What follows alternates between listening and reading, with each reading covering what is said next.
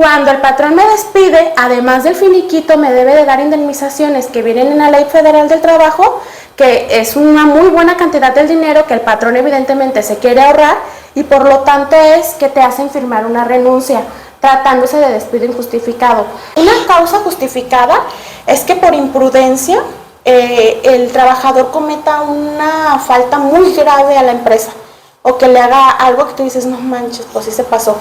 Por ejemplo, un choque. Ajá. Hola, Elena. Hola, Moy, ¿cómo estás? Muy bien, ¿y tú? También bien. ¿Bien? Hola, espero se encuentren bastante bien. Hoy vamos a tener un tema muy agradable. Vamos a hablar acerca del despido para que estén pendientes. Sí, esperemos que se queden a verlo, les va a interesar mucho, y recuerden que se deben de suscribir, deben de dejarse en la cajita de comentarios cualquier duda o sugerencia que tengan, y evidentemente que les agradecemos mucho todo su apoyo. Elena, ¿qué es el despido? El despido, Moy, se entiende por cuando el patrón unilateralmente decide que un trabajador ya no trabaje para él.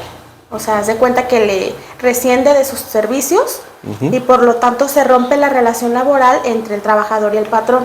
Pero es únicamente cuando el patrón lo decide. O sea, se cuenta que si yo llegara y te dijera, ya a partir de mañana ya no vienes. Eso es el despido. O sea, te están corriendo, te corren del trabajo. Y si el trabajador lo quisiera, eso es renuncia. Si el trabajador lo pide, evidentemente es renuncia, él está renunciando al trabajo.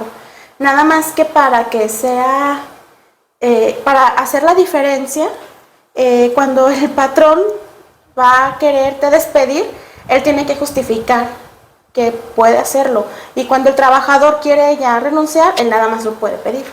Eso es. ¿Y si no hay causa y te despide? Cuando no hay causa y te corrieron, te despidieron, es un despido injustificado que te da derecho a poder ejercer acciones legales en contra del patrón, que la ley te defiende para que eso no ocurra. Si quieres, en alguna ocasión hablamos específicamente de qué hacer en un caso de despido injustificado, y ahorita hacemos como que la diferencia para que la gente se dé cuenta cuándo fue que lo corrieron injustificadamente. Porque hay veces que te dicen, es que mira, en el año del 89 tú llegaste tarde, en el 2000 comiste papitas, en el 2007, o sea, te sacan cosas que hiciste hace mucho tiempo. Te sacan tus trapitos. Entonces tú dices, no, pues sí es cierto, pues ya me van a correr, tiene razón mi patrón, y se van. Y la verdad es que no, hay ciertos requisitos que la ley le exige al patrón para que el despido justificado sea válido. Pero los trabajadores, como normalmente no lo sabemos, pues nos quedamos en el, no, es que ya me corrieron porque la semana pasada pues a mí se me cayó un garrafón y pues mojé todo y pasó su tanita y se mojó, cuando son accidentes que normalmente le pueden suceder a todos. Pues todos somos humanos y cometemos errores.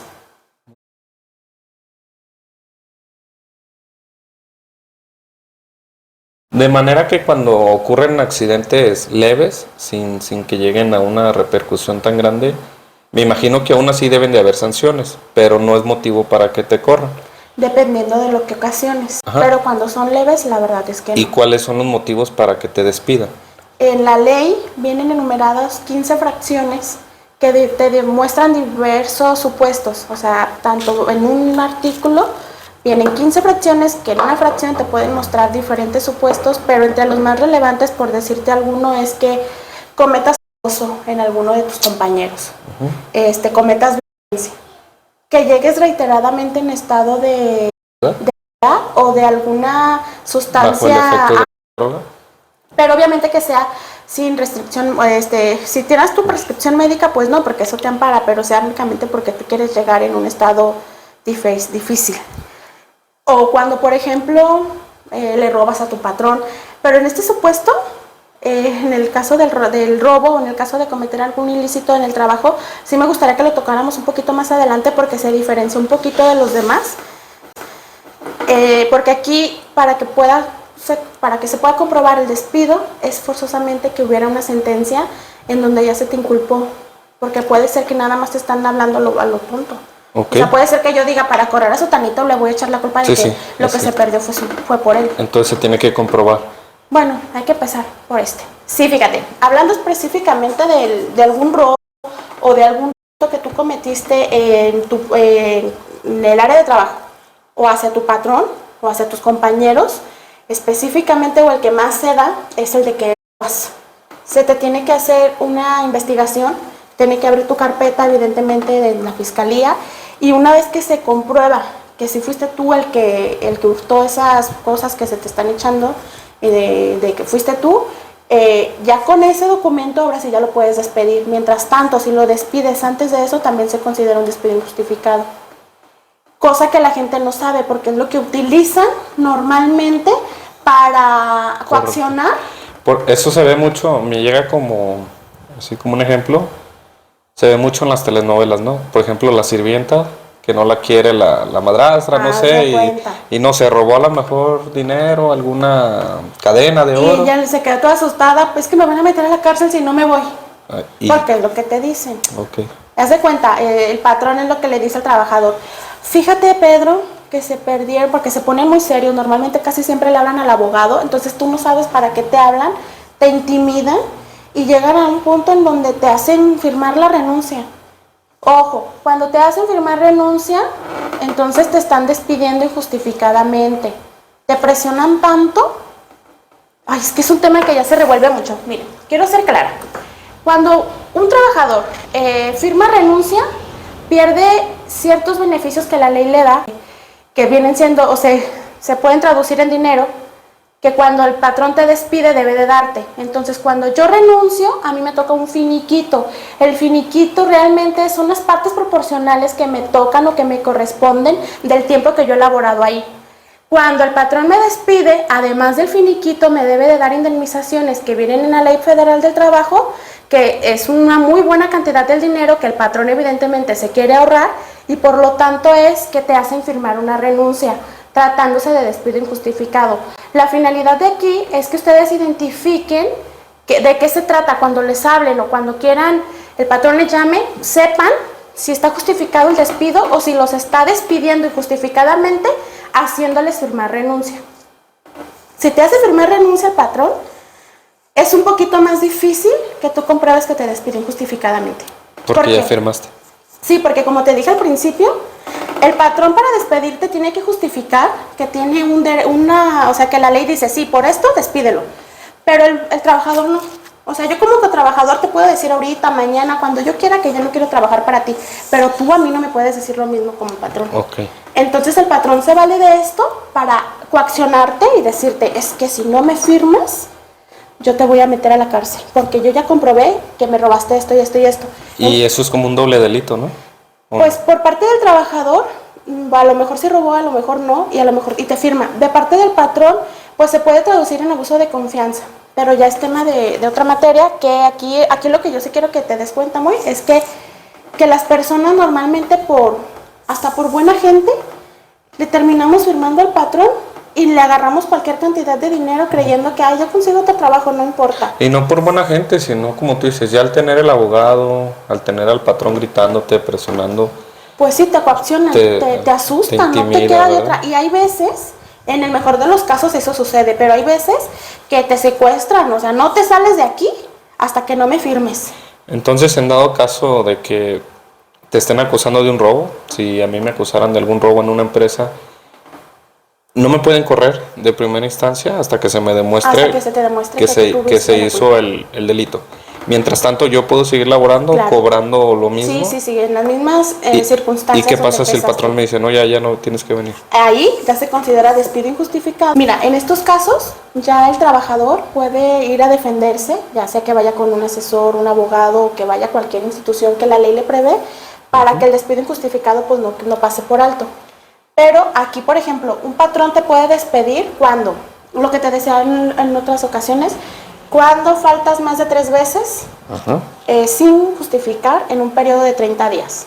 Okay. O sea que quiere decir 4 veces en un periodo de 30 días.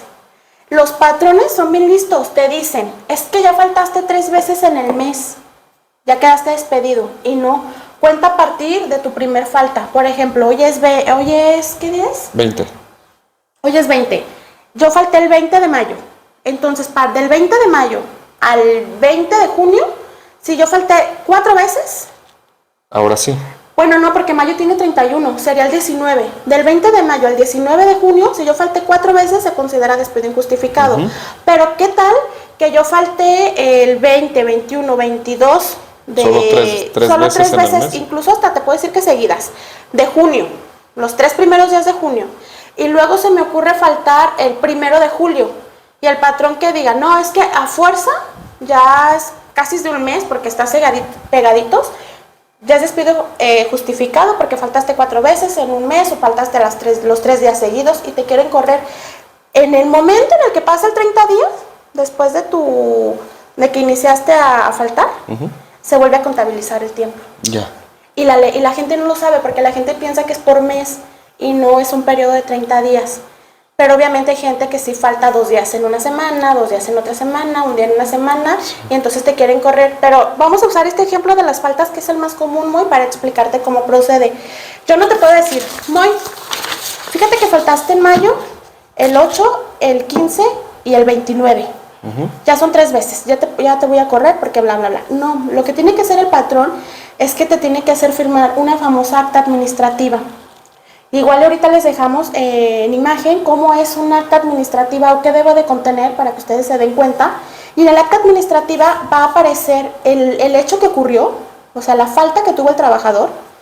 Va a aparecer 2 testigos que vieron que efectivamente eso sucedió, la fecha en el que estás firmando, la fecha en la que sucedió lo que supuestamente te están diciendo que faltaste o que incurriste en ese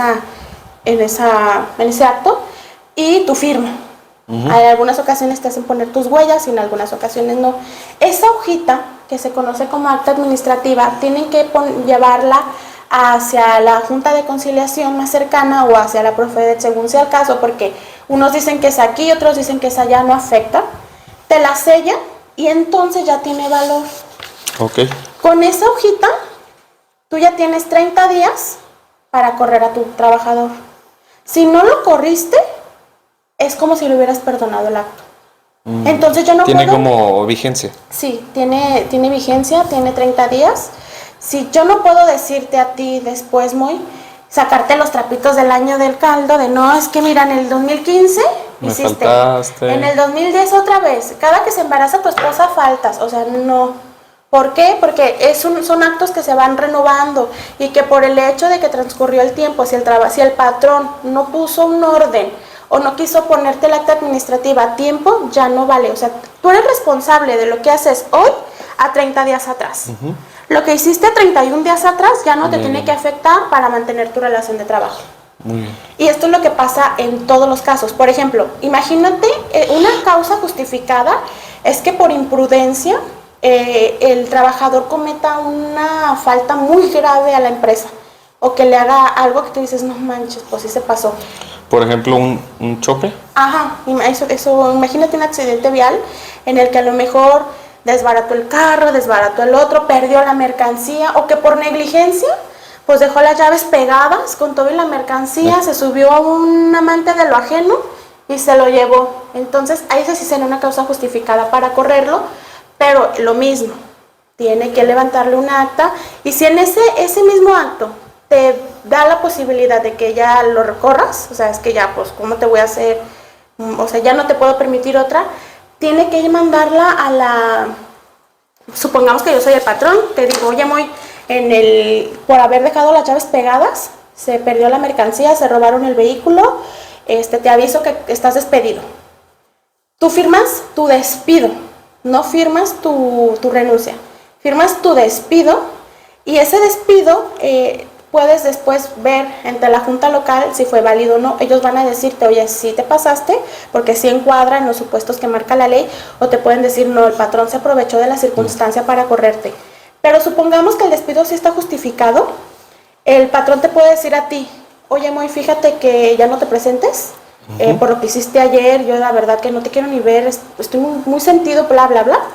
El patrón lo que debe de hacer es notificarle a la junta y a través de la junta hacerte llegar el despido a ti, o sea, la que ya se terminó el vínculo laboral entre ustedes dos.